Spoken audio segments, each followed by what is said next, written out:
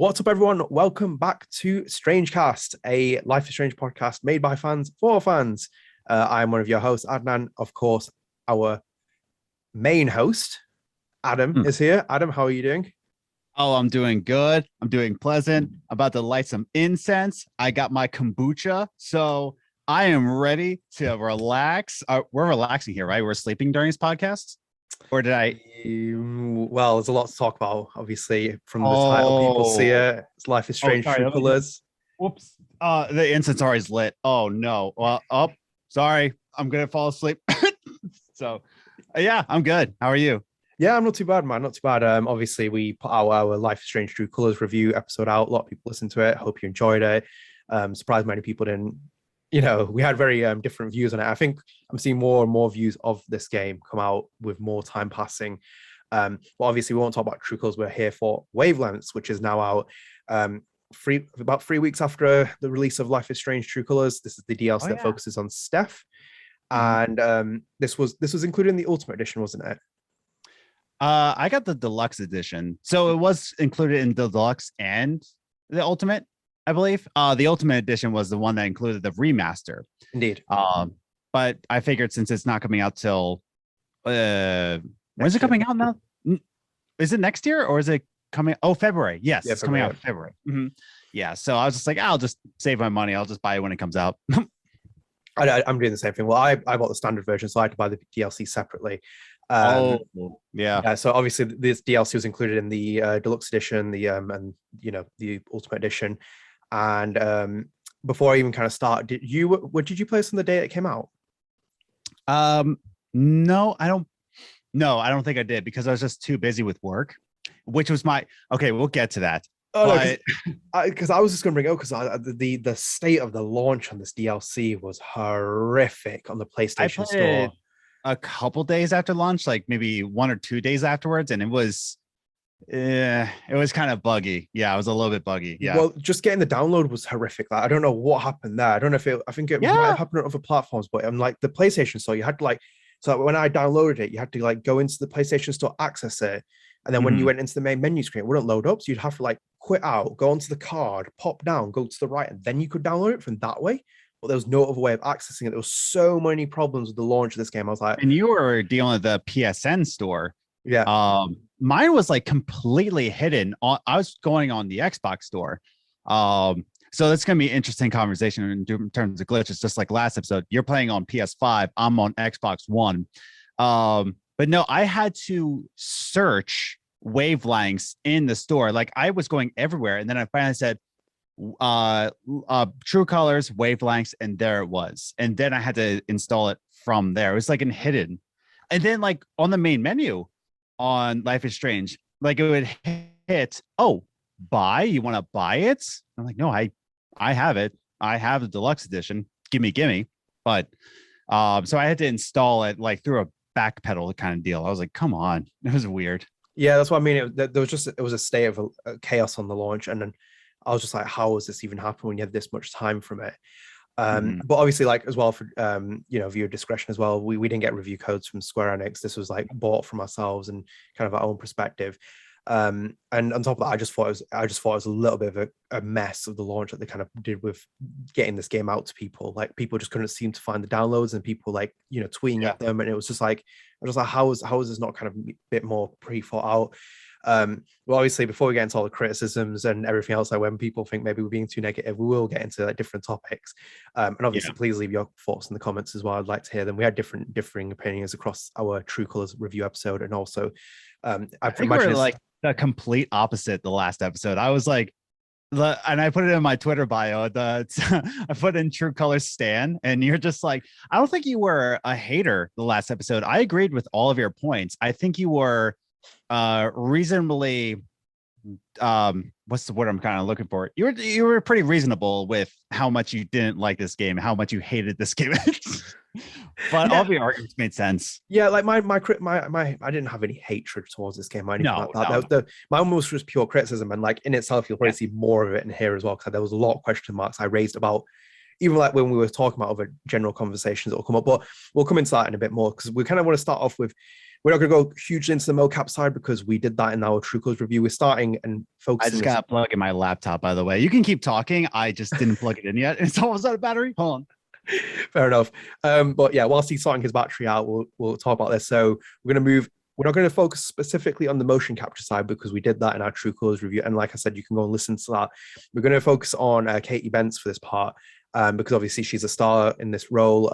Steph Gingrich, it is her character, and she's the only character we see except for Mikey. And we kind of want to focus on her. And I kind of intentionally left her out of my any of my comments that I really made with her on the True Colors one because I wanted to focus on her here. I'll let you take the floor here first before I even say my piece on it. Well, you know, Katy Bentz is our first topic. Life is Strange, yes. True Colors DLC. This is purely her kind of, you know, this is her moment to shine. If not as it was in True Colors, like how did you feel about Katy's performance overall, all the way, including this DLC?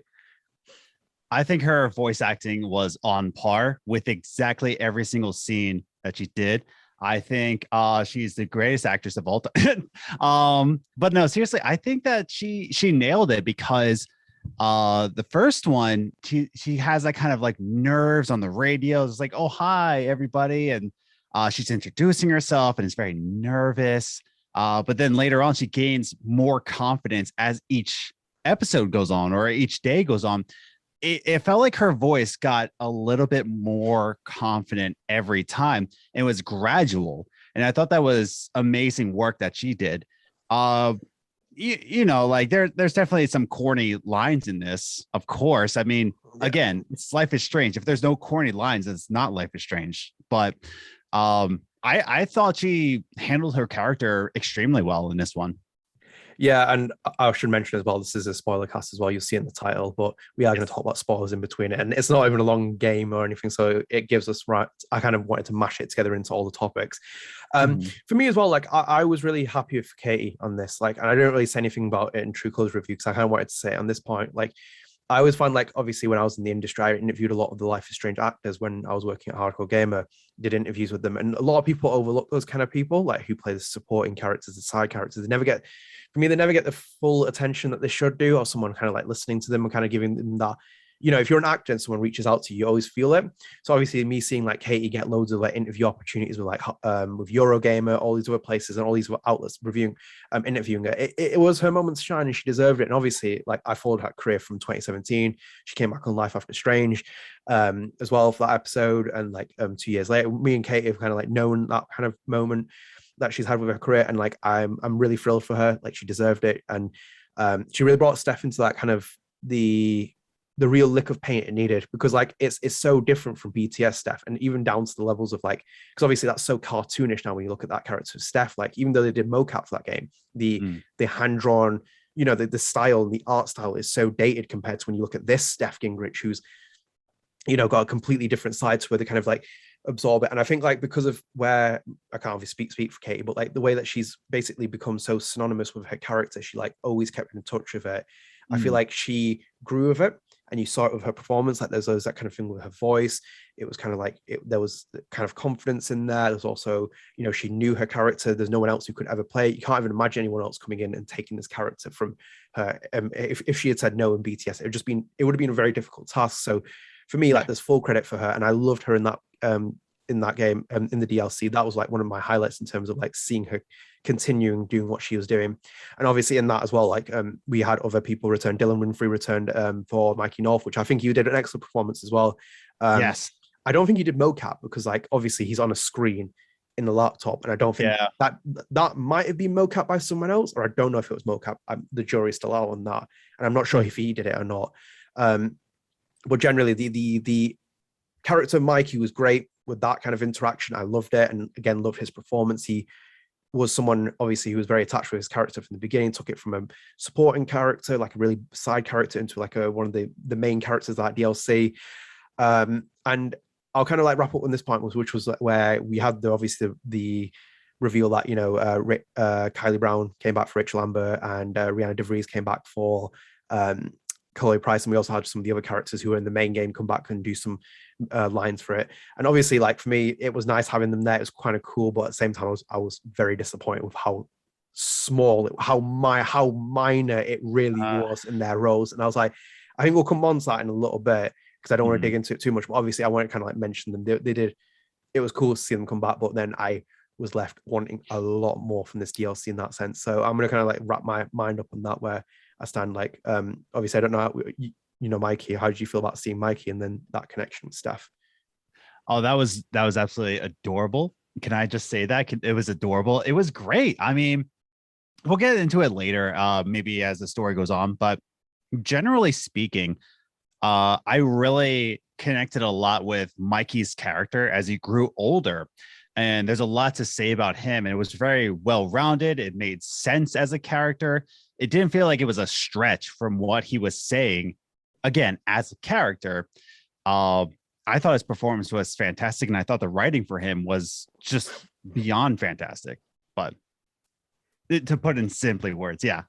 yeah. And I feel like obviously the DLC just had, well, as I said, we'll come on to it later. There's a lot Right. of, when I pull out the DLC, there were things where I just felt wanting even more. And it was like, for me, like easily this is like one of the highlights where it's like I kind of had time to sit with Katy and see her kind of like really evolve her character. And it was like that interpretation that I didn't just think it was the writers kind of writing this character and say it had to be delivered by her performance. And you can say that about any actor, but for me, this is like Life is Strange is all about the acting, and you see it with like her emotions, the way she feels like it. And it's completely different experience because obviously there's no Alex Chen in terms of like you have the emotion mechanic, like all the other stuff and all the other jazz. So this is a very linear experience, very linear. And we'll obviously come on to that even more, and we'll kind of move away from the subject. So as I said, we don't want to bang on about too much about the mocap. They did great work, and Webb did fantastic work as always with the as the performance director. Great work. Shout out to Webb, my boy. But yeah, Adam. So we're going to move on to the next section, which is going to be what did you like most about the DLC? It's very simple, but I'm kind of giving you a simple question. What was the thing that you took away from the entire experience? And we're staying positive, guys. We're staying positive that you really enjoyed about this DLC. Soundtrack, dead on, hands down. The soundtrack was tapping into your inner musician, wasn't it?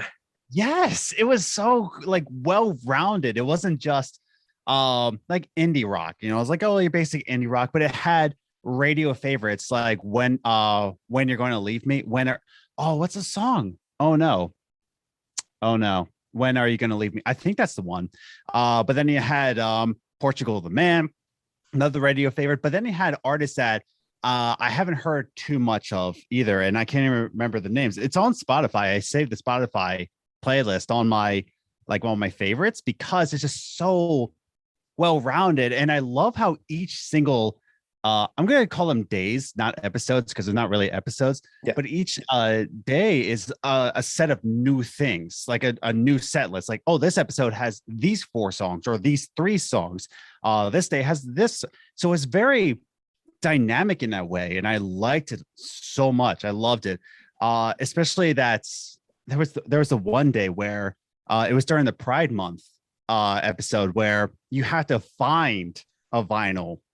Is it because the dad calls up and says that he told us, and talks about his son. Is it his son or daughter? I think it might be his son. It's son, I believe. Son. Yeah, so my mind, I've been a couple of weeks since I played this actually. But yeah, I think it's, I know which scene you're on about where you have to go look for the vinyl in the store. Yeah, I thought the soundtrack was like really well done. It was definitely just really well curated. Now I'll say they didn't just say like, oh, let's pick up this one.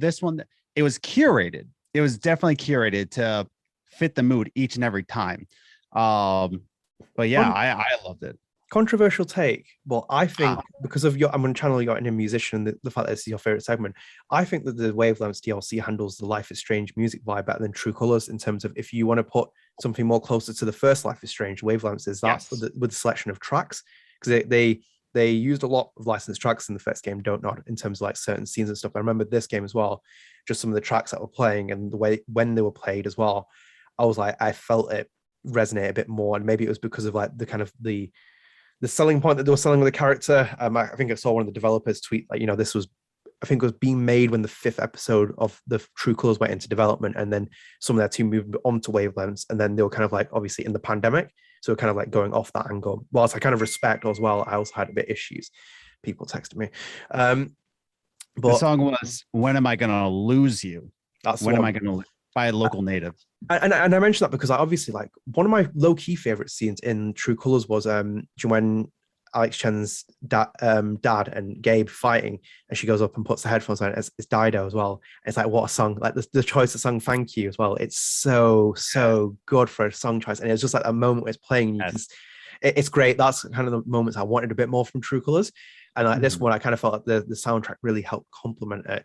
So I kind of like I knew that you were gonna go for the music as your favorite. Oh yeah, straight up. It was always gonna be I actually went to my local record store and I just tried to find all of these records. They didn't have them. I was like, hey man, do you have Girl in Red? They're like, what? So it's like I didn't treat them like they were stupid, but it was just like I was like, hey, listen, I know it's a stretch, but Researcher, that was another one I really liked, but I tried to look for Researcher. But yeah, no, I couldn't find it, but I'm gonna keep hunting. They have some obscure albums, but yeah, I definitely went to there. By the way, if you're in the Fargo area, Fargo, North Dakota, definitely check out. It's called Vinyl Giant. So it's Game Giant, Vinyl Giant. It's half tabletop games and half a vinyl record store. It's so cool. But that's my little shout out there. But yeah, I went there to try to find it. No, that is obviously very cool, and I won't let you go on too much about music, so otherwise we'll get this podcast hijacked for about 2.5 hours. So my favorite thing about the DLC would again, like, and it feels like a bit of a cop out, but it has to kind of be off the first point, which is like the mocap and the acting, and especially like Katy's focus of like Steph in terms of like what I could see with her, and maybe obviously it might contradict what I'm going to say later on, but like in terms of like I liked seeing what she did with the character, what they were going to do with the character, and also bringing back Mikey North, and then evolving that character. That character was so shy, and they kind of gave him a bit more of like a feel about the, had a bit more toughness. He was there for Steph. He was always like messaging her, wanted to kind of like tap into who she was. Don't forget who you were. We can still be friends. It was kind of cool. Like, I wish obviously he had been at the shop, which I'll again ring up in a little bit. Because this DLC, yep. Stay positive. So yeah, like my main part would be that it's a pure focus on Katy, and I'll kind of, if I strengthen my argument here, it kind of emphasized my point in the last review episode where I said I didn't really like the three character dynamic with Ryan, Steph, and Alex, because like I've always felt that the two character dynamic that they'd done in the first Life is Strange 2, and Before the Storm worked so well, and I felt like I had more time with Katy's character, and I wish that she would have just been the main character along with Alex Chen. And you had these kind of scenes in the game where you could kind of like focus on her a bit more, kind of like not, just like hammer out the kind of finer details. Because I remember my experience, like Steph kept disappearing like in parts of True Colors, and I was like, where is she? I was like, I expect, like, the way they were selling it, I was like, Katy's gonna come back for more scenes in here, and it's like, nah. And obviously maybe it's because I was like romantic. I think there was just like kind of, they had to balance it so much with Ryan and Steph in the True Colors, like they kind of like didn't really give more attention to one character, flesh them out, kind of like give it that way. Obviously I know camps are divided between Ryan and like Steph and the shipping and all that, but I was just kind of like, I was a little bit, I felt like I got a bit more of that experience from that. So that's my main favorite thing. And obviously I like the music as well. It was kind of a good vibe with that. And even like when they kept the two endings as well, like you could, when they asked you before the DLC, did you save the bay or the bay? You have those two options, and then from that it changes certain things in the story. So they kind of kept in that philosophy of like there's two endings running from the end of the first game, even though Don't did go with the ending of like Arcadia being destroyed in Life is Strange 2. But yeah, I was Arcadia Bay all the way. I messed Chloe up. I was like, get out of here, Chloe. I wrecked her. I was like, yep. Did you save Arcadia Bay? I'm like, I sure did. I saved Pompidou. I saved my boy. I knew that was gonna happen as well, because I remember when you said it, I was like, wait a minute, why is he saved? And I was like, oh yeah. I was like, yeah. Now now I remember why I saved it. But we'll move on from that, because I think like we don't want to like go on for too much. And that True Colors review episode was long as well. If you did watch it as well, and I hope you enjoyed it as well. But there's like so much to talk about. We cut that down as well because there's so much in there. But yeah, we've done that topic, and I kind of want to go up to, this is where we kind of go, I don't know if we feel the same, but we'll kind of go. My question here was, did it live up to your expectations, and what didn't you like about it? And do you want me to take the floor here, or do you want to go first? I feel like you got way more to say. This is your time to shine, friend. Go for it. Oh, right. Okay. So I apologize if you are listening to this. I'm not gonna think it. I was this really didn't hit my expectations because obviously Yeah. I reevaluated my expectations from True Colors, and when we were talking about it in the review episode, I posted, I was like, maybe I was being a bit too harsh. I was like, maybe True Colors will change my mind. Not True Colors, and maybe Wavelengths will change my mind on True Colors as a perspective on a whole. Sure. Yeah. I kind of like went in open-minded. Obviously, saw the credits when they were built in the game, and it said that Kylie was coming back. I was like, ooh, I was like, yes. You got me hyped. You showed me the credits, and I was just like, oh, whoa, okay, yeah. That's my fault. That so I thought they were going to kind of sell it, and then when I got into the game, I was like, so the length isn't too much of an issue. That's whatever. It's a DLC. Yeah. So I was like, okay. And like, I don't think you have to have a certain time limit for a DLC to sell it. But when you're selling it for the price that it was, and we'll come into this in a later topic as well, but like when it's coming to that, it needs to sell it to me.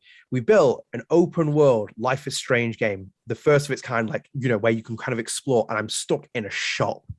Why does no one enter the shop? Why does no one come in this shop? Like, is COVID-19 happening in Haven Springs or something that I don't know about? But there's no explanation for it, unless I've missed it, or she like locked the door tightly closed and never wanted to see anyone.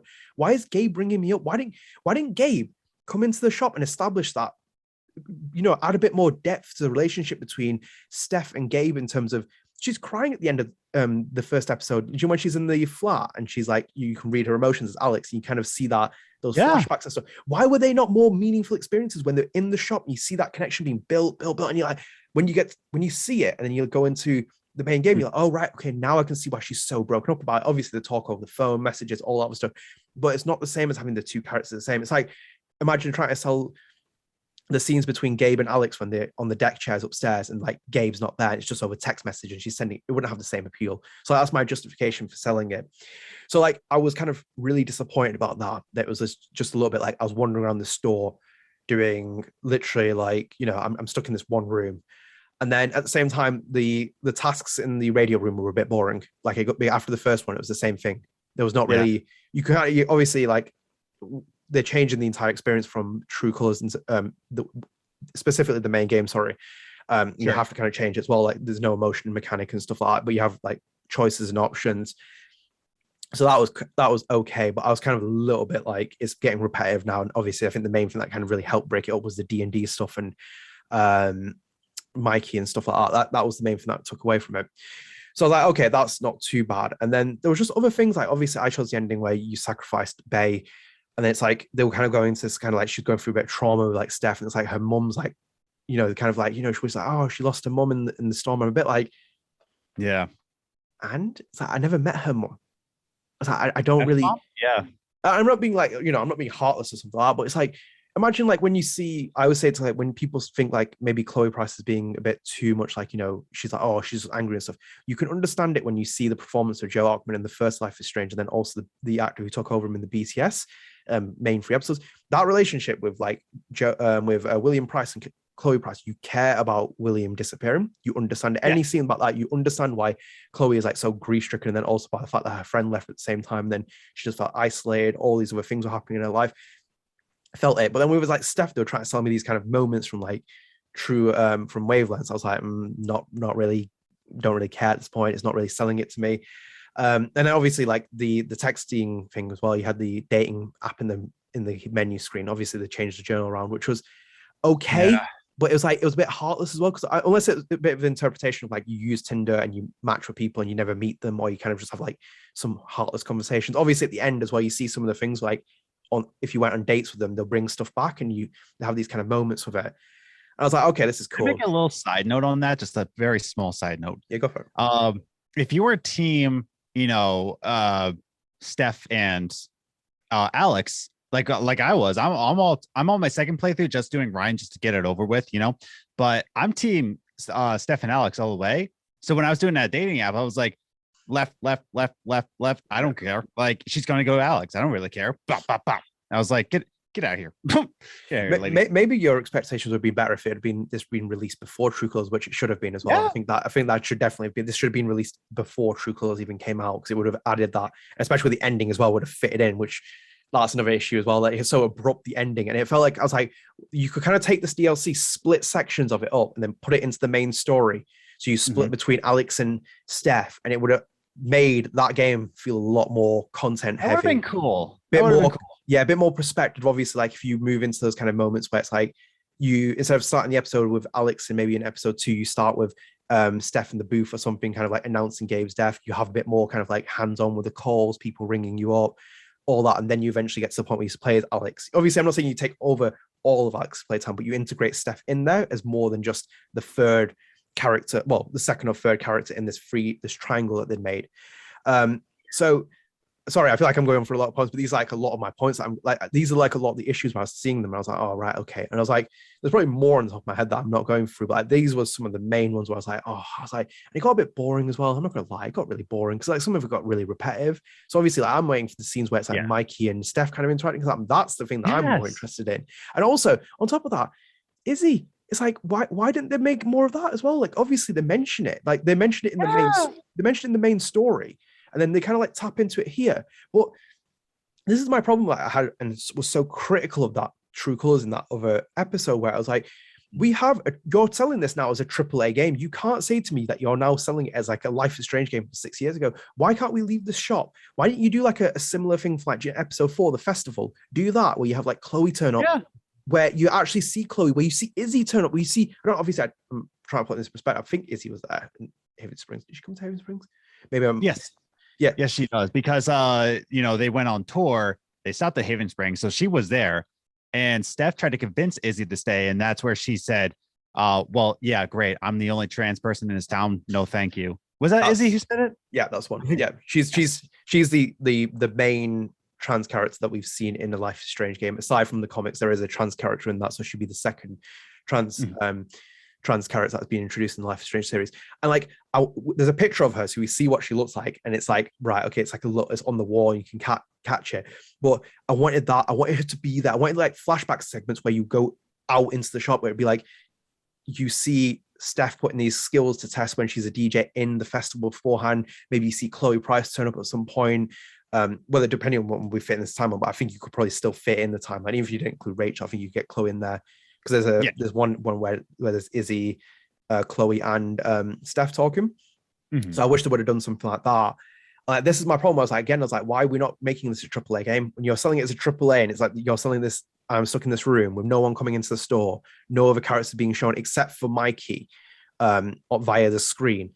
I was just a bit like, I felt really yearning for it. And I'll kind of give you back this kind of platform, because I felt like I've spoken for far, far too long now. No, I knew you would. That's why I was like, I'll let you shine here, because I was also a little disappointed, but I'm also, it kind of met me in the middle, because I'm like all the way, like True Colors. I'm on my second playthrough now, and I think I'm now putting Life is Strange 1 above True Colors, but it's still up there for me. Sacrilegious putting it above Life is Strange. But continue, well, it's like I was in the honeymoon stage, and now I'm like playing through it again, and I feel like the rose-colored glasses are coming off. And that's just a little side note. I don't think I hate True Colors now. Neither do I, by the way, as well. I'm just going to put that in quickly. I don't hate it either, but I'll let you carry on. Sure. I mean, if Webb has any signed paraphernalia that he has lying around, I'll gladly say it's my favorite Life is Strange game. If he just sends it over to North Dakota, I don't really care. I'll sell out. But yeah, no, it's like I enjoy it, and I think it has to do with the DLC as well. I think that's why I'm putting it down a little bit, because of the DLC. And I really do think that expectations is the worst enemy for gamers. Yeah. It honestly is, always will be, always has been.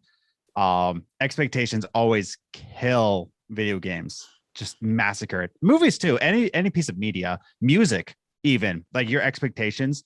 And again, I won't bore anybody with music, but yeah, so like this one, I think I didn't have any expectations until you showed me the credits. I didn't even look at the credits, and then you showed me like, well, like, no, that's not your fault. It's just like you DM'd me. You're like, Adam, have you seen the credits? I'm like, no, I don't want to see anything about.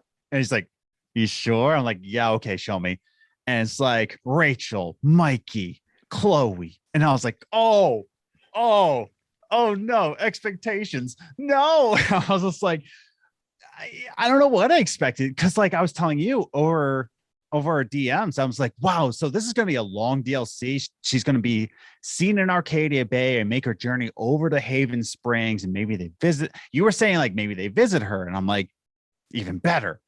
And really, it just was like memories, not even flashbacks. Tame memories. Let's tame memories. They should have been like fully fledged, like I said, like breaking into the festival. Yes. And like I feel like for me, this is like we talked about it, I think it was the third episode of this podcast, where I was like, the characters we'd like to see come back. This would have been like for me the perfect opportunity to see like Brody walk into the shop, like pick up a record or something. He's like, oh, that would be so cool. Oh, hi, I'm Brody. Obviously, I'm doing that thing where it's like, oh, I'm a fan and I kind of want to see this character and blah blah. But like that's kind of the thing, because it's like I was sitting there per day, as we call him, per day, hoping someone would walk into the shop. I'm like, why is no one walking into the shop? She's not welded the shop. It's meant to be open. There's no reference to it unless she's redecorating and stuff, and they're mainly focusing on the radio station. I didn't really follow like the relationship she has with the owner. Again, why don't we see the owner? Let's specify that anybody. It was just Steph. Like everybody else was Collins, or the only other character we saw was Mikey, and that was for a very short time on a computer screen.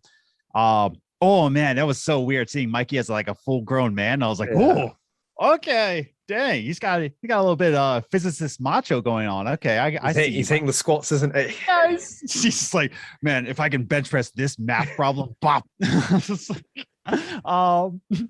But yeah, so like I was a little disappointed. And for the DJ thing, I thought it worked well in the first episode or two.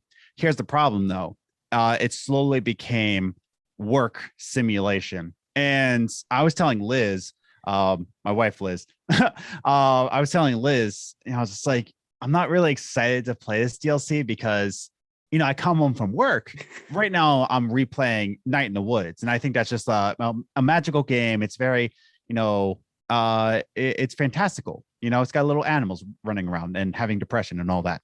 But this one, I'm telling him, like, I'm not very excited because coming home from work and I'm a barista. So I'm like always with customer service. Now I'm doing customer service, the game with music involved. I'm also managing a record store. I'm also answering phone calls and I'm also reading ads. And I'm like, great. So I'm coming home from work to do work simulator, and not even the fun VR work simulator. It's just like, this is legitimately my job simulation. And I was just like, it just became a chore. It doesn't matter what mini game they would have had as the main gameplay for this DLC. It could have been like full of foosball, the foosball. Well, they have that, don't they? Because if you trigger it on the wall, and you get to go flashback with Gabe. But what I'm saying is that, like, if your main direction, like the DJ mini game, basically the DJ gameplay, that was the main spectrum, rather than like having it optional. It's like, oh man, maybe I should hop on the DJ thing. That would have been a little bit more fun. But because it is like, that's what you're playing. This is the DLC, DJ the game. I think if you just put in any mini game and you had to do it like a million games of foosball, you would have been sick of it after a while because you have to play this mini game. And I think that was its biggest problem, is that like it put a timetable on your gameplay. You had to do these tasks, but then you had to come back and answer phone calls in the booth and then go back out and find more things in the management. And I was just like, I already do this as my day-to-day life. It's just like, why do I do this in the game? I think that was this downfall, honestly. Yeah, it was repetitive. Like, I've just recently played Death Stranding for the better part of like 96 hours. Oh, talk about repetitive. Well, yeah, but like that's obviously like in itself, like where it's like a job where you so different though. That's completely different. Like, you're an Amazon driver, but like in this new landscape, it's traveling America. You're crossing America in every essence. What I think is that game is like a 10 out of 10 masterpiece, but we can get into another conversation for it itself because it's fascinating. But like that isn't repetition for me. Like, and if anyone tries to justify it, isn't, because like I genuinely was thinking, like, I kept like falling down a hill. I was like, oh God, I was like, this game is annoying me. And I had this like thing in my heart. I was like, I can't give up on this game. It's really annoying me. What is it? Why am I keep coming back for this? But with this game, it was like, this kind of reminds me, obviously, and I'm feeling a bit timely. Alan Wake's been remastered. It's come out. And I love that game, Alan Wake, but it's repetitive as hell. It's so repetitive. Like light flash, shoot, dead. This is the same thing with this. You go into the booth, do the thing, and then eventually you have like D&D comes back, which is great as well. I feel like we didn't mention that before, but it was great that it came back. Bit buggy for me because like during the final scene of the D&D, it didn't even work. So do you know when you can like lower the health with of Durgaron and then and get it's like at the end of the episode or the DLC, you can lower Durgaron's health and give Mikey an advantage, or you can just send Mikey in as like a complete a blaze of glory you can go out on. And I was trying to trigger the event and it didn't happen. So I had to miss that out and then went back and watched it on YouTube because I was like, why can't I trigger the final part of the game? I was like, I was standing at the table for like 15 minutes, like trying to click on all the things. I was like, why is it not activating?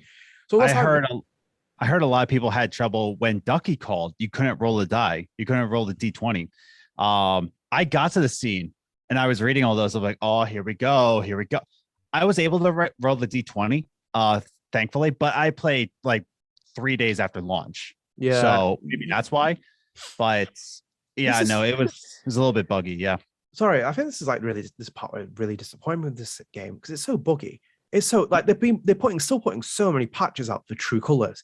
Like I've had like whenever I've popped up on the PS5, it's like a new update, and they've even put it on Twitter. It's like we're fixing this, that. We're fixing the T-pose. Obviously, everyone loves the T-pose. It's great. Yeah. But like, there's so many bugs about it, and obviously they delayed the remasters of the Forstorm and Life is Strange. That makes me a little bit concerned with how many bugs we're seeing, and they're delaying a remaster to February. It makes me a little concerned. I wish they would have pushed back True Colors by 2 months. I'll put it out here now. I don't think this game should come out this month. I don't understand why so many gamers get so disappointed in delays anymore, because like once a game comes out and it's a buggy mess, I feel like we've had so many buggy games in the past 5 years that every time a game gets delayed, like, oh, I'm so disappointed. No, if they say delay, I'm like, delay it. Because first of all, I'm 30 years old. I got way more things to play and way more life to live. Like I don't have time for your game. Like Metroid Dread just came out. I don't have time for that. Yeah. I'm playing Night in the Woods. Yeah, it's like I wish they delayed it, but I'm sure it's not us that they're worried about. It's the investors that they're worried about. It's Square Enix that they're Enix, whatever. It's Square. I'm going to say it. Square Enix is. Yeah. I'm going to go with Enix. I always call them Square Enix. Obviously, this is not knocks the developers. I love those developers. What they did with Deck 9. I like what they did with Before Storm. I like what they did with True Colors.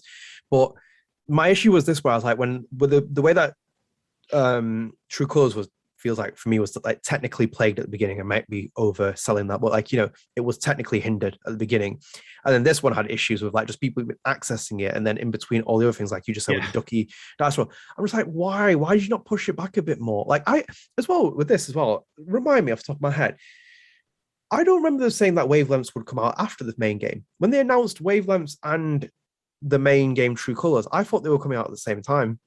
See, you told me that, and now I can't remember, because I thought I was in the impression that they said it's going to come after, but then you said that, and I'm going to say this: you follow Life is Strange way more than I do, so I trusted your opinion when you said like, oh, they said that it's going to be back to back. I just said like, oh, yep, like a little puppy dog. I'm like, yeah, totally. I don't think they specified it. And I think they didn't really give a date for it. I had the assumption, and then we'll come on to the last part of this topic, which you'll see. And if you even look at the timestamps, why I'm going to kind of make my assumption the way that I did. I think they kind of changed their mind when they announced that the remastered edition was getting pushed back, and they pushed this DLC back. I think they pushed the DLC back on the base game as well, instead of like launching at the same time. Because I think we were talking in an earlier podcast, but it's like, how do we play this? Do you play the DLC first, or do you play the episodes first? Yeah, we did. So, yes, and I will look this up afterwards, and I feel bad for not looking up before we started, but it was one of those time things that I didn't get a chance to. But I'm pretty sure that there was no kind of like solid dating of this. So I have a funny feeling, and in the way that I found out from one of the developers where this was put into development whilst episode 5, the 5th chapter was being made in the actual True Colors game. I'm a bit like, there's something here. It's like, no, you're absolutely right. Now that you say it, I remember having a conversation with you of just saying like, oh, do we play wavelengths before or after? And I think you're right where they said that like, oh, this is going to come out same day. I'm actually with you now. Like I remember that now. Yeah, and that's where this kind of thing with the technical issues, where it's like for me, they really hindered the experience. And obviously, like I reviewed the first Life is Strange when I was in the industry, and like me among many other critics gave it a lot of flack for the lip syncing and some of the little technical issues, but it wasn't as hindering as this, for example, where it's like I couldn't even access the DLC for the first hour, and I was like looking for it, like where the hell am I going? And everyone else, I saw like streamers and stuff like trying to look for free hours. They were trying to live stream it at 5 o'clock when it came out, because obviously there was no pre-review copy for it or anything like that. Compared to the other game, so they were live streaming it as soon as it hit 5 o'clock in the UK for like when it was released on 5:30, whatever time it was. People were trying to stream it, and it wasn't happening. And they're like, "Hang on a minute, what's going on here?" So I feel like for me, I'm done with that topic. Unless you've got anything else to say. In terms of were we disappointed with expectations? I mean, I definitely was. But well, what were you going to say? No, actually, I'll let you go first, and I'll say my thing. I just remembered it now. Go on. No, it's just like I wish we got a different perspective on Steph's story, and I don't think I needed, this angle of the story, but we'll get into it later, I think. But we'll come on to that next in a second. What I was going to say is that for me, this DLC, for example, doesn't sell it to me compared to where, and we're talking about expectations. I know a lot of people didn't like BTS, but then they were sold on Farewell as a DLC, and that kind of like redeemed it. And I think like you don't always have to have, and it reminds you of like I only played last year Minerva's Den on BioShock 2 for the first time.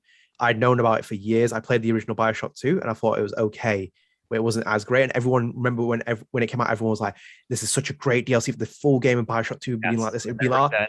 And I played it when they released it on PS Plus with the was it the remaster collection of BioShock? And I played it and I was like, "Oh my god." I was like, this DLC is incredible. I'm like, this DLC is so good. I'm like, this is what I want when I would get DLCs. I'm so critical of DLCs and season passes. I'm like, and this one, I was like, wow.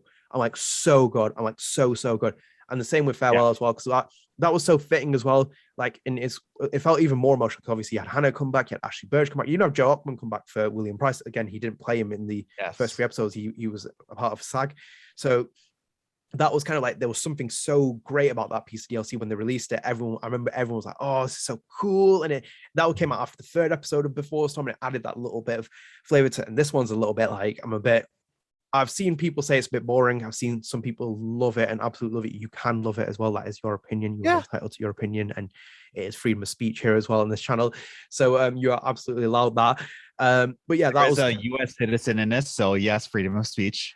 We're revoking that amendment in this. But yeah, I'm done with that, and I think you are as well. But I'm going to kind of let you take this next topic because you inserted into the topic schedule, which I was a big fan of. Yeah, I wanted to talk about, and I touched on it just now, is that I don't think I really needed this angle of Steph's story. I don't think this is what I was looking for, because you mentioned this before in this episode where you got little memories of when Steph was in Alex's apartment after the funeral in True Colors, and you get to hear different memories of foosball and staying in Haven Springs because of Gabe. I wish that was a story that we got, her arriving into Haven Springs, going into, and at the funeral, she said, like, I didn't see anybody in the crowd. There was a big crowd there. All I saw was Gabe. I wanted her and Gabe's story. And I wanted just, Steph and Gabe. I wanted to get to know Gabe more because we didn't get to know Gabe that much. It was only 1 episode and then he got iced. But exactly. You didn't get shot either, so I don't know why I did the. Yeah, you thought it was a rock? No, it was a bullet. But it's a big bullet. But yeah, I wanted to know Gabe more. I wanted to know Steph more in that way, and I wanted to know that relationship dynamic better, because if Gabe is really the reason why she didn't go to Seattle, or she didn't travel, or she didn't tour with her band, that's a dynamic that I really wanted. And to know Gabe more, because I cried at the funeral scene because they were interpreting how great of a person Gabe was. And I wanted to see that effect on Steph. So if I had to design this DLC, let's say perfect world, COVID didn't happen. I have my full team with me. I would have the very first scene, Steph getting off the bus or the van to go into the Black Lantern. Is that it? The bar? Well, yeah, Black Lantern. Yeah, Black Lantern. Going into the Black Lantern to set up, and Gabe shaking your hand like, "Oh, thanks for coming out." And that's the start. Like that's day one, and just her kind of struggle of going back to Seattle or staying with her band and getting to know Izzy more. Having Gabe really contemplate her, play that game of foosball. That would have been a great ending scene, just like that game of foosball. And it's just like, so what are you going to do? Whereas the ending for this one, I don't know. I saw it from a mile away. Like as soon as she entered the booth, I'm like, okay, so, the ending scene is going to be where Alex shows up and she has the records. Like, whoop-de-doo. But I don't know. I didn't really want this angle. I wanted the emotional angle, and I wanted to know Gabe more. And I know I'm talking in circles, but I was very upset. No, you're right, because you're hitting what I said. Because like Han Solo's performance as Gabe was fantastic in the main game. And those scenes where you have like Alex Chen and him sitting in the decking chairs and like any interaction with them, they were so good. They were so good. And like this is the problem with the DLC. Like I said, it felt so hollow when it was just like it felt like you get away with it Life is Strange 6 years ago because it was so linear. You had like location. Why am I stuck in this record shop? And why is Gabe the only person that isn't turning up in there? Like you said, I think you saw it more to me when you're like, I would like to see the experience of like her coming from Arcadia Bay to Haven, maybe exploring the town a bit more as Steph, then like having flashbacks maybe even to Arcadia Bay, like even if it's a house of like Chloe's or something, you kind of go in there with Steph or something. Add a bit more to the kind of because we kind of now retcon Steph into the story because obviously she came in BTS and she was never mentioned in the first Life is Strange. I think they could have added a bit more in terms of having a scene with her and kind of like being in Arcadia Bay with Chloe, establishing it a bit more, selling it a bit more.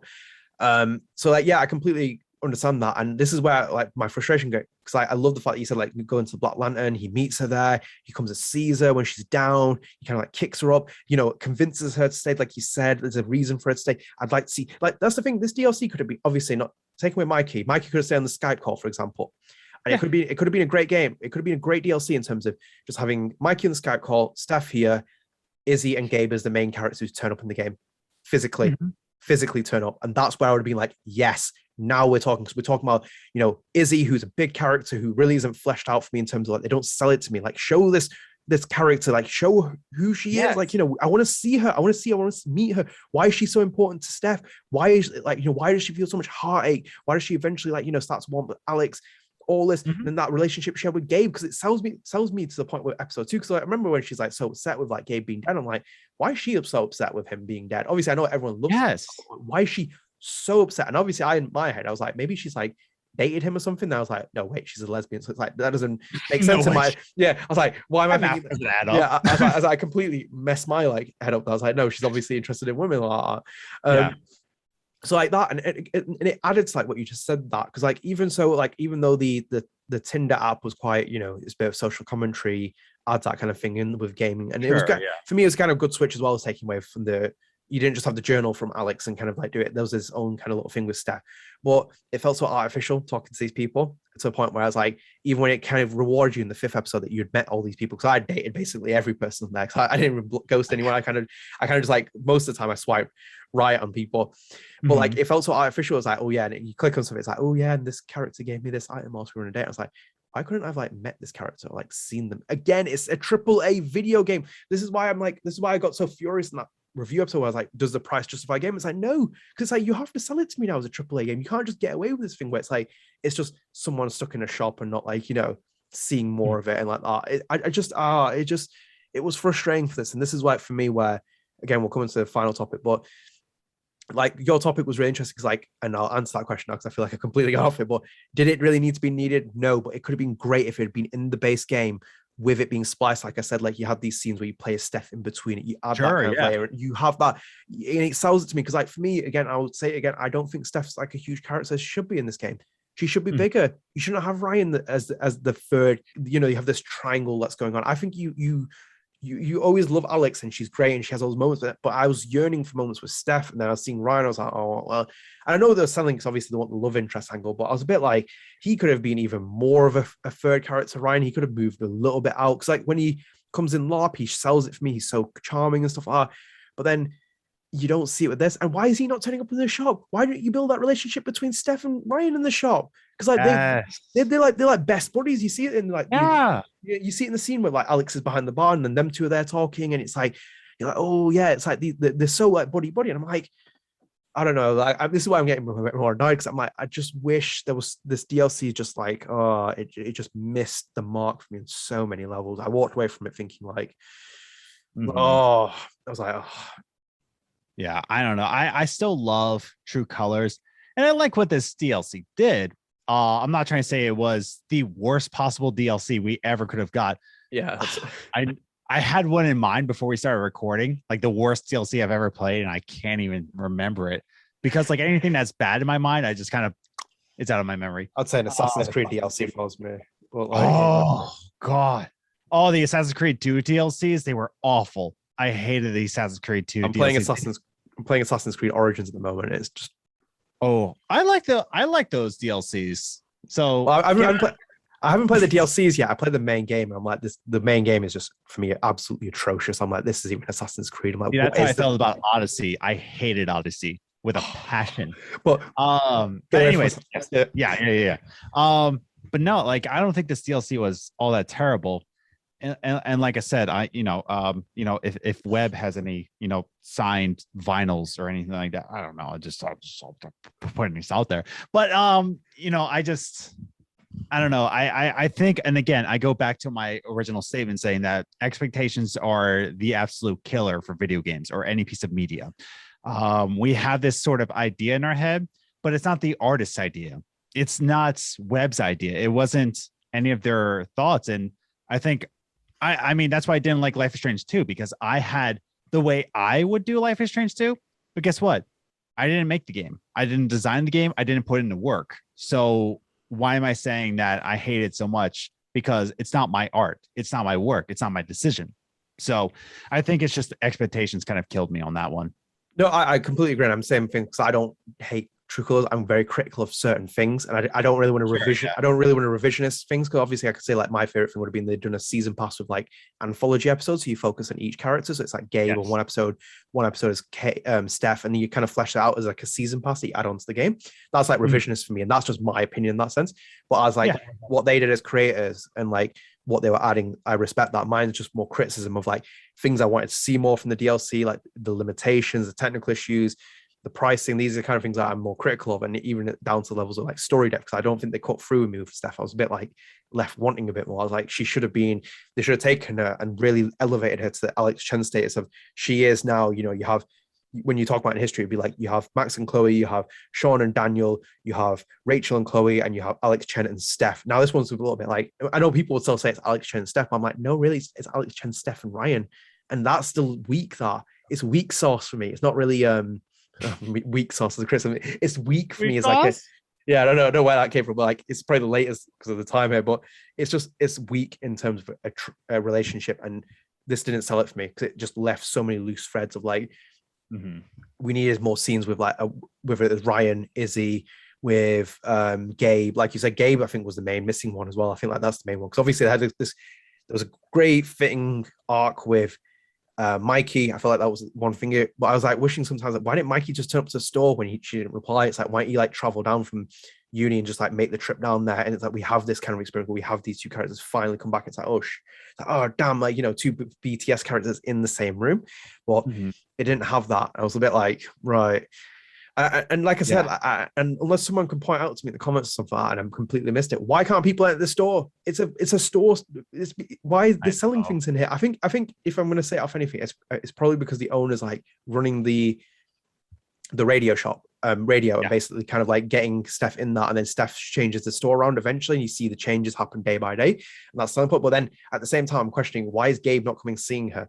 Why is no one else in this town? Why is no one in this town knocking on that door and coming, seeing her, and you build those relationships? And this is what annoys me the most, because like when we were talking about price in the previous episode of like True Colors being that much, and I was very staunchly against it. I was like, that's double the price of Life is Strange 2 season pass. And if you take the motion capture side away from it, what different does this game offer? Obviously, huge amount of stuff they brought in, they've changed the landscape of it in terms of how Deck 9 operates. But take away the motion capture, it's the same as the other Life is Strange games. Like, and they had motion capture, but I mean like the full body motion capture that they did.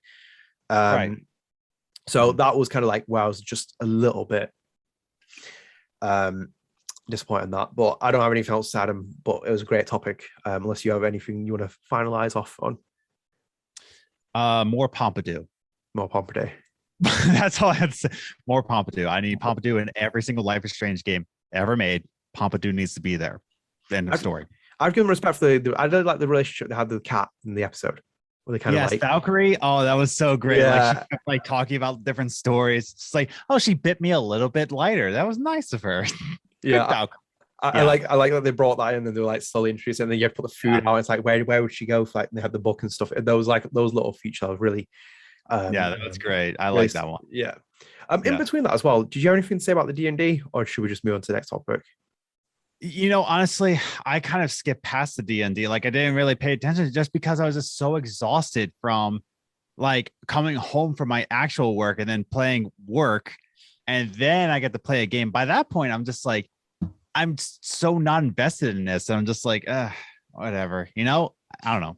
I enjoyed it, but I think it was overshadowed by LARP. No, I think LARP just like took it to a new level. And when you play that, it feels so BTS, and it's like, hang on a minute, it feels limited compared to what we had with LARP. And I'm like, that's how I felt personally. It was cool because obviously, like I said, you see Durgaron come back, and it's like, oh wow, it's like the kind of like, I never would have put Durgaron as my returning character in like that episode we did at StrangeCast, but you know, he had those moments where it added a little bit of Steph, but at the same time, when you have LARP and then you have this now, it's a little bit like, I wish they would have kind of like gone full scale. Do you know that scene at the end of LARP where it's like you have that battle and it like goes full animation style, and it's like they set it up with Jed, and you're like, you know, Jedison, and it goes all that. That's what they should have done with this, for example, if they're going full out on DLC, where it's like you have that kind of thing. It's like you see Durgaron in like a massive thing. Maybe you do. I didn't get to see that final scene, which for whatever reason happened where I couldn't play it, but that's that. But yeah, we're going to go on to our final topic for this as well, and our review episode / spoilercast, and hopefully we haven't been too negative, but we're going to kind of end on my topic. I mean, him, we're very different on this at first, but I kind of swayed him a little bit, but I kind of agree with him, but I didn't. So I'll say what it is. I said to him, we should do, was the price justified? ?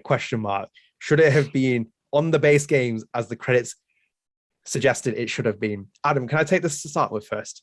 Oh, yeah. Selling my point. Right.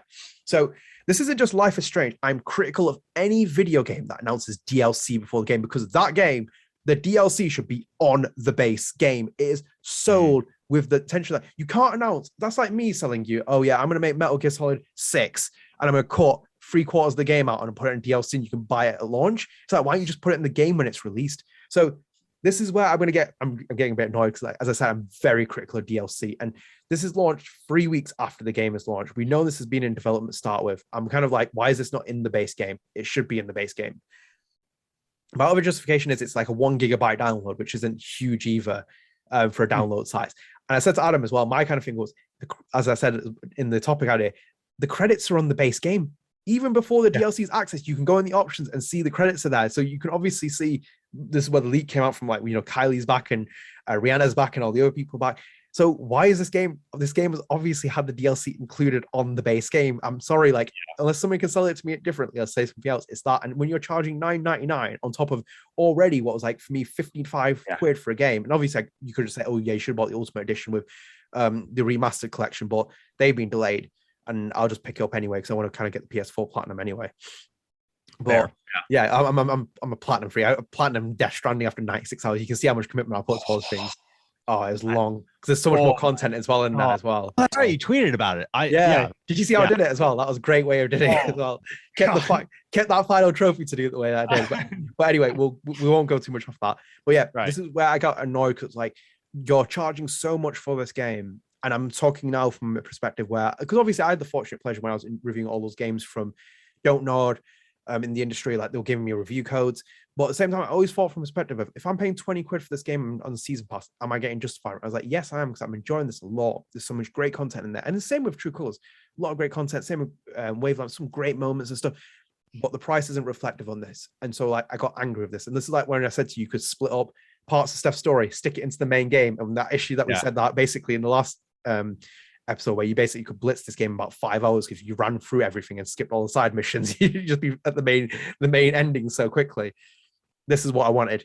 You could have even shoehorned this into episode 5 at points where you have like Steph with some of these scenes or something like that. It just felt that, and like as you said, the ending was very predictable. It's like where it's going to end. It's like right, and it's like they're basically just like shoehorning this ending in kind of at it.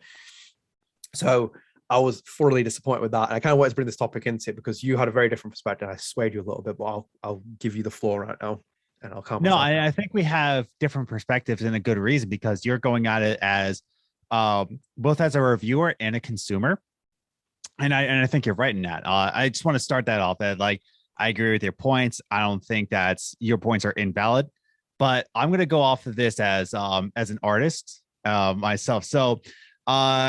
Okay, so first and foremost, you can see like different things. That this one is a little piece of art that was done in watercolor and Photoshop.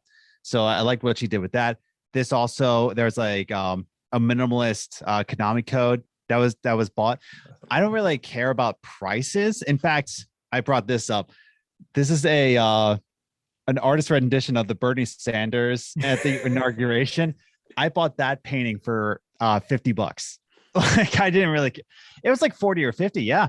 Because, for a lot of people, they'll just say like, oh, this is too much. And just like, by what reason? It's like, it's too much. Like, are you trying to bargain with somebody's passion? You know what I mean? However, and like, that's the thing. It's like, I don't really mind prices. I will purchase it because video games always go on sale. Just like right now, Metroid Dread. Oh man, I don't blame them for charging $60. A lot of artists put their effort into this. Same thing with this. It's a matter of, is it your painting? Is it your art? Again, the Bernie Sanders one, I bought that for $40 without question. There's other paintings that she did that were the same price, designed by Hannah, by the way. I was just like, I'm not feeling this. Why would I buy that when it's not my piece of art? Same thing with Life is Strange, True Colors. It was a great investment for me. I think it was great. I think it was a well investment. But again, going on an artist perspective. Now, DLC. Okay. I'm going off of this as a musician's perspective. Hooray! Yay!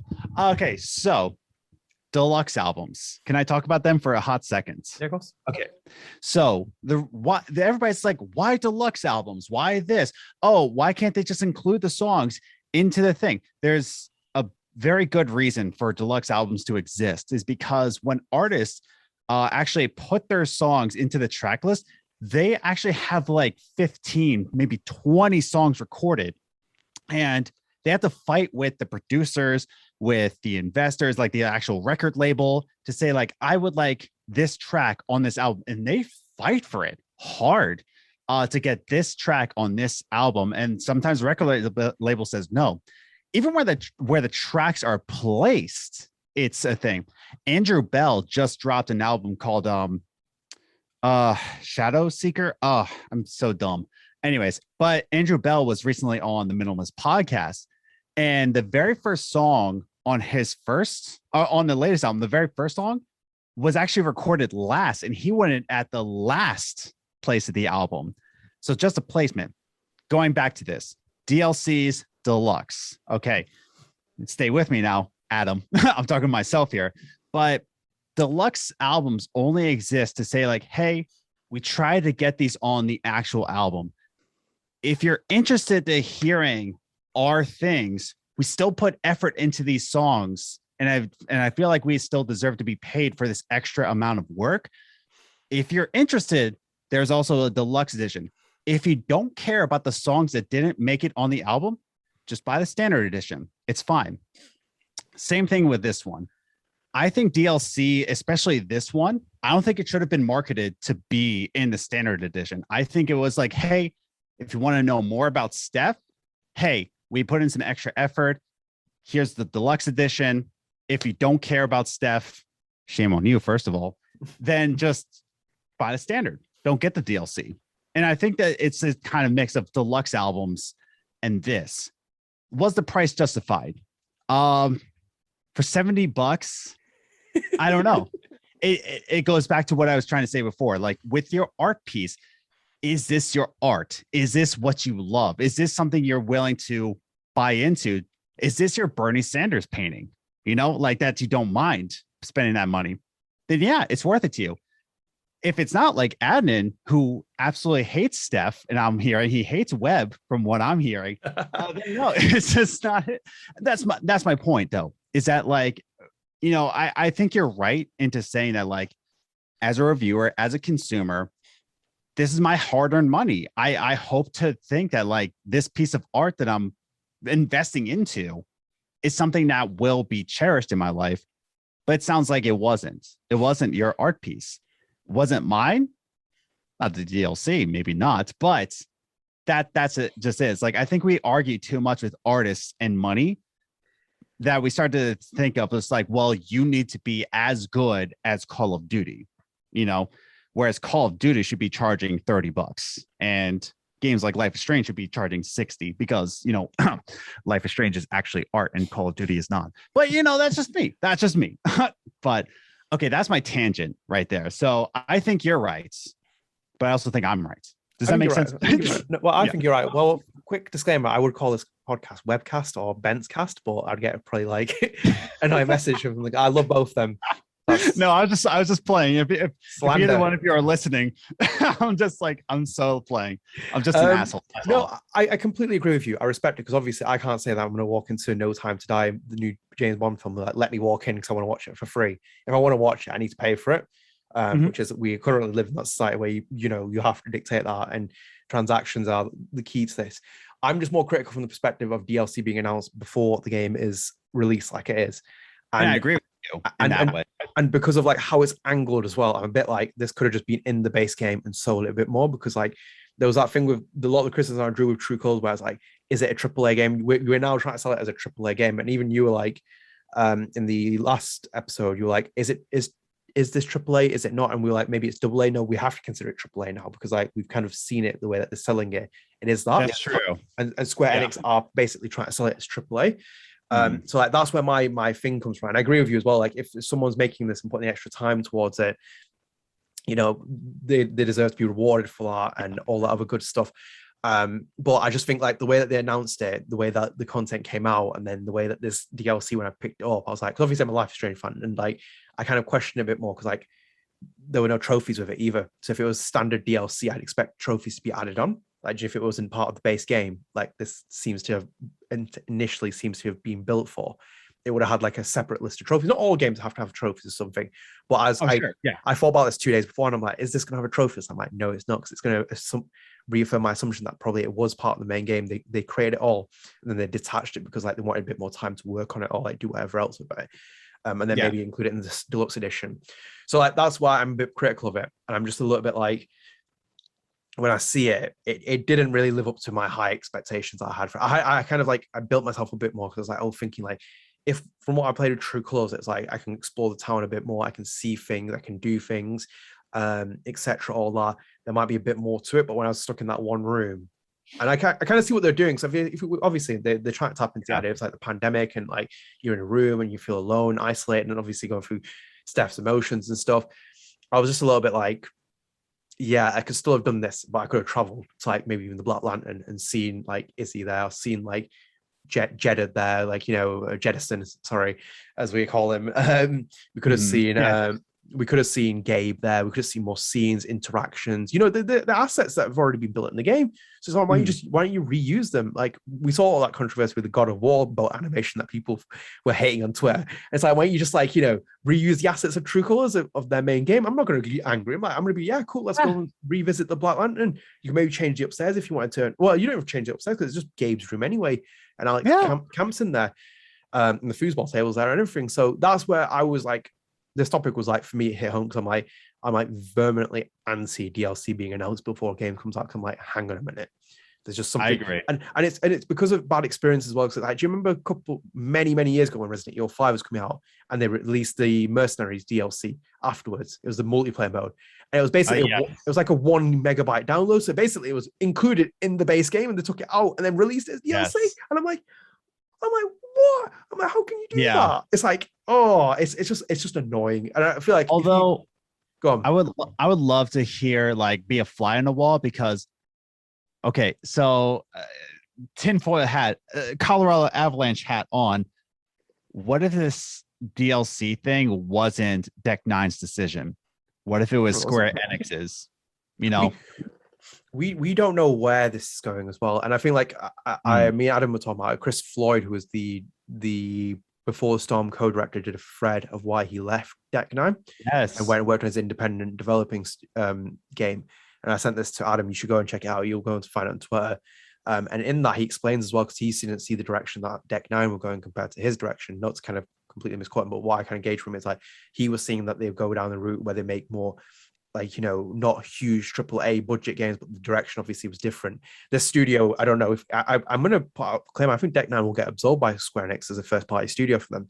I think they'll just buy it out because like it's obvious what they were doing. Because like even when they announced that this game was in development, True Colors, you could tell it was a Life is Strange game because like in the announcement, the original press release when Deck Nine signed up to do BTS, they said that they were working with a publisher on a well-known franchise, etc., etc., and you knew it was going to be True Colors. But this one, it never said that as well. It said that we were renewing our partnership. Obviously, they're brought back for Life is Strange game. And I have a funny feeling that they probably will become an in-house, maybe they'll become an in-house studio because I think that Square Enix is basically going to pile a lot of money in. We'll see more from the sales. And I think the sales are going to be very good from this game just because of what they were selling. And it's got a great reception as well. But yeah, like that's where I see it with like, with Deck Nine. I'm just like, like you said, whether it was a decision from there or not, who knows? I think it probably wasn't. Maybe I think maybe it did come from the top. Maybe it did happen like that. We don't know. We don't know what Square Enix's like position is on this. They hold the IP, they hold the licensing rights, etc. All that. And I'm kind of just curious, like as you said, like being a fly on the wall in these rooms would be very, very interesting. Because I do agree. I'm going back a bit on what you said a little bit earlier. Like we have to see this as a AAA title because of the price, and it might be Square Enix, whatever they might say. And going back in the artist depiction, right? Let's go on rates. Like let's go on like, oh, can you design something for me? What are your rates? Now they're in a classification with this price, like you said. Now that I'm thinking about it more, because Square Enix is they're setting themselves up to be AAA, and I think that expectation also goes into it. Because let's put it in perspective with rates. I have a graphic designer that I work with a lot, Eric Swanson. He's really good at what he does. His rates are fair for his experience. If I were to go to Corey Schmitz, who is a very huge graphic designer, he did Oxenfree, he did Jet, he did Below, he did Valorant's graphic design. If I go to him, it's a different rate. Now, if Eric Swanson, my graphic designer, he has the same rates as Corey Schmitz, I'm like, well, hang on. Like, you're not quite at his resume just yet.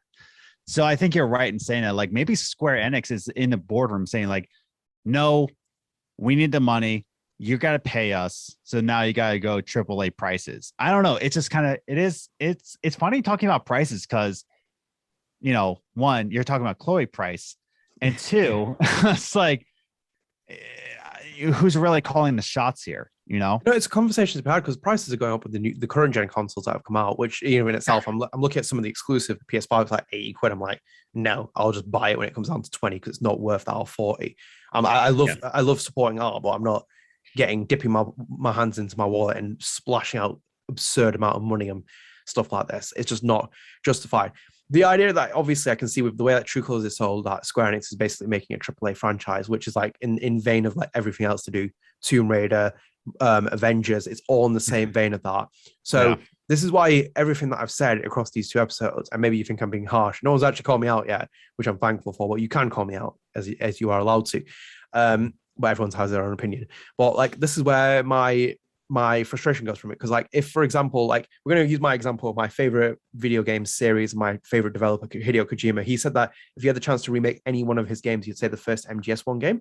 Would he remake it exactly the way it was when it was released on PlayStation? No, he wouldn't, because if you try to sell it now, that game, in the same linear format, nothing touched, just basically updated all that other stuff in remake, and then sold it for a AAA price now, you'd get slaughtered in reviews, and that's like just not justified. And it's the leaps and bounds that you do. Because, for example, that imagine you do it for the Don't Nod team, and more of it if you don't follow Kojima like I do, and you're listening to this podcast, you're a Life is Strange fan. Imagine the Don't Nod team. I go to the Don't Nod team. I'm like, here you go, remake your first Life is Strange game. I'm going to give you a AAA budget. You have full mocap body. You have everything. Remake it, and we'll justify it. And we'll resell it at 60. How much do you pay for like $60, $70 price for it? If not more, $78, however much it is. We'll sell it at that price. Remake it, and imagine if they gave you the same game basically as restricted as it was, and you wouldn't be able to walk around Arcadia Bay. You'd be a bit like, because like not everything has to be open world. You can be linear, but you're basically selling it more on the experience. You have to sell time, and I have to get critical with this thing because like, even my favorite franchise, Ground Zeroes, when that was released as a prologue, and basically Konami had obviously detached it from the Phantom Pain and sold it on because like everyone was like, "How is this being charged at £25? It's like 2-hour experience for the main story of it, if that." And obviously it was part of that because they re-released the definitive edition of that game, and it's like, yeah, they've obviously detached it and then tried to add it on there so you could sell it. You can play it whilst you wait for Phantom Pain. This is the same thing with True Colors. I don't want to sit there playing too much of the content, but at the same time, if it's not the full value of it, like I said with True Colors, where it was like portions of it missing, where you could just like fit more content in, more flashback. And the same with this one as well. It felt so linear. This DLC, it felt so linear. It was just like it felt like almost like an imitation of Farewell, of like how linear it was, like these little things, no real flashback scenes, no even like if it was like insane art styles or something that they did, like where it's like flashback, you see like cartoon drawings as well, and they were showing like pictures of like Izzy and things. There just wasn't anything there, and I was like, this is just a little bit disappointing now. I'm like, and this is like where a lot of my criticism for Wavelengths comes in, because I'm like, I wanted to enjoy it. I really wanted to enjoy it, but then at the same time, I was like, I'm seeing a lot of holes here that could have made this DLC from good as I see it as, to excellent and like really excellent. Things like that. But like as I brought up before in the examples of like this podcast, like when I played Minerva's Den and Bioshock 2, it's better than the main game. And it's like, and that main game gets hated a lot because I don't think it's as bad. But that DLC taps into Bioshock 1 more than Bioshock 2. When you play that DLC, like, that short experience, like, wow, it's like, this is such, and I recommend it as well. If you play Bioshock 2, you never played Minerva's Den, go back and play it. It's so good.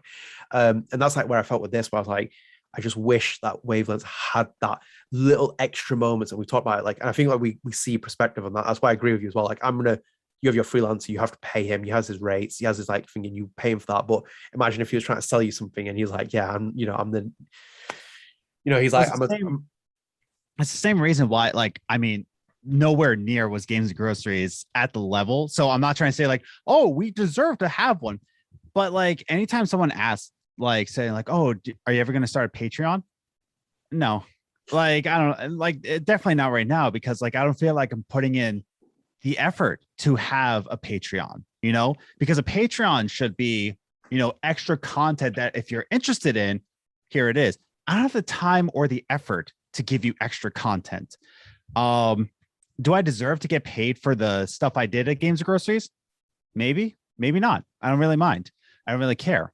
Do you think you deserve to be paid for what you do with life?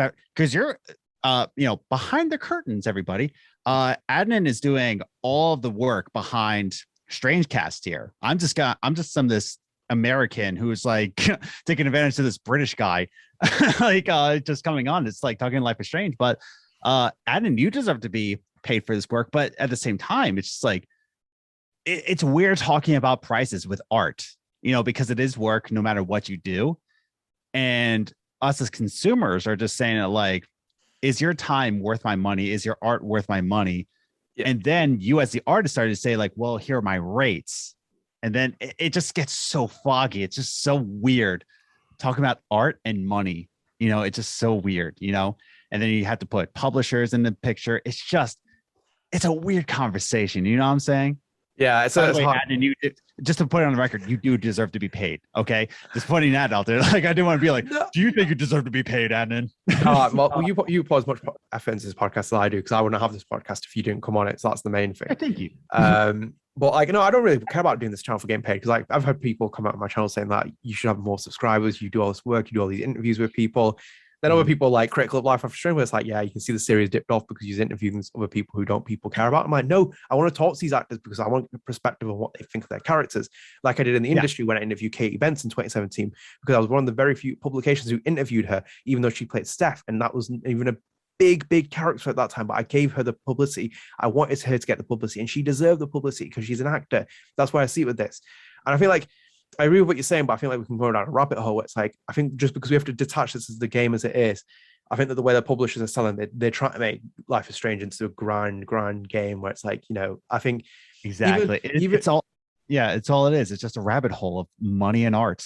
Yeah, even though that, because I even think that Life is Strange 1 was never indie, because obviously it was developed by, published by Square Enix, but it had an indie vibe with it. It had like such an indie little vibe with it. For example, like when Hannah interviewed me, so this is a bit of inside story. So when I reached out to Hannah and published one of the first interviews at Hardcore Gamer, I just emailed her, and then I emailed her, and then I went on her Twitter DMs, and she's like, I haven't actually Twitter DM, and she want to hear it. It's actually quite funny.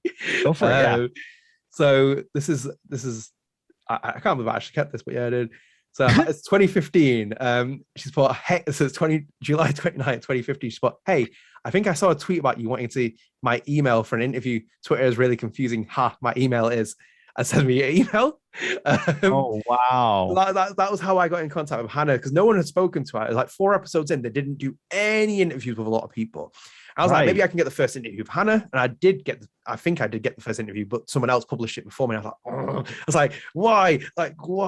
But like, that's what it was. And basically there was no communication through Square Enix. There was nothing else like that. She spoke to me before episode 5 came out, so she could have said anything at that point, but like, it was never filtered. But like, now the interviews are all through Square in terms of like when it was being released, like Katy Bentz was going through that, when you saw some of the other Deck 9 developers being interviewed. They're obviously going through all the publicity and stuff like that. So it's completely changed the complexion of what Life is Strange is. When you put it in that kind of perspective and you like look at it in that kind of way, then you see it in the way that I'm thinking of it. Because I'm just doing I'm a guy doing podcasts. If you want to listen, you can listen. If you don't want to listen, you don't want to listen. If you don't agree with me, you can disagree with me. I'm not going to, get angry with you. Like, I just ask people to keep it civil in the comment section. I don't criticize my hair or anything. Like, don't attack me for that. and don't attack Adam for his cap or anything. Like, we just need to keep it clean on that side. That's all we need. But you can fully disagree with it. We had different opinions on the True Colors episode. People were saying that they liked it. Some people said that they were a bit indifferent. They kind of tried it. I like hearing other people's opinions, because I'm very critical of like a lot of stuff that I watch nowadays. I'm like, someone thinks this is great. I'm like, obviously it's not. They probably just haven't seen as much things I've seen, and they probably think this is, Squid Games is the greatest thing of all time. And it's like, well, I need to watch that, by the way, because I will watch that. I was about to say, are you about to say Squid Game is bad? Oh no. No. This is my justification, because I know the hype is so behind it. Obviously, I want to watch it, and I will watch it. But like, I just said to my brother in an off comment, I was like, have these people even watched Battle Royale before? The film that Quentin Tarantino cites as his favorite film. And it's like, well, one of his favorite films. And like, it's pretty much like the precursor for like a lot of these films and TV shows. Like, it's like, it's not really a new idea, if anything, but I will watch it. Oh, no. I'm just like saying it as it is. And I just like seeing these things. But yeah, I agree with what you're saying. And this is like where this topic was so big. I agree with what you're saying, by the way, too. Yeah. Yeah, because I saw it when you said it. Like, I think when the DMs we were talking, you're like, yeah. I hope if the Deck 9 developers are getting paid more, and it's like the deserve this. I was like, yeah, are they? And I was like, it's like, how much money is Square Enix taking from it? It's like, how much money is seeing Deck 9? I think that's a big problem. Pretty much, like they're the publisher. This is everything goes through them in the final rights. They hold the license for everything, merchandise, all this is theirs. Did you see what Square Enix did with Outriders? With the developers with Outriders, like Square Enix didn't give People Can Fly. They didn't give them their like bonus or something, or like their salary, because the numbers didn't shoot as well on Game Pass as possible.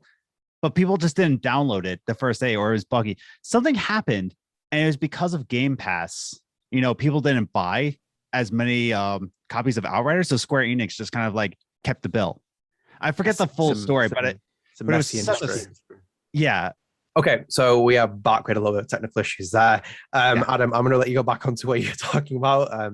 We obviously long call, so you have a bit of technical issues and a nice little cut. But Adam, I'll cut back to you now.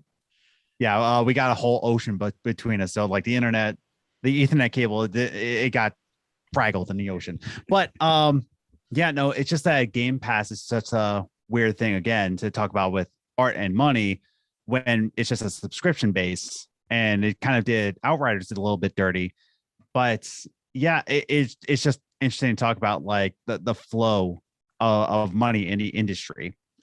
It's same thing with the music industry for sure, that the flow of money. Did you know that rappers, when they sign the labels, they try to get it like they're rich and stuff?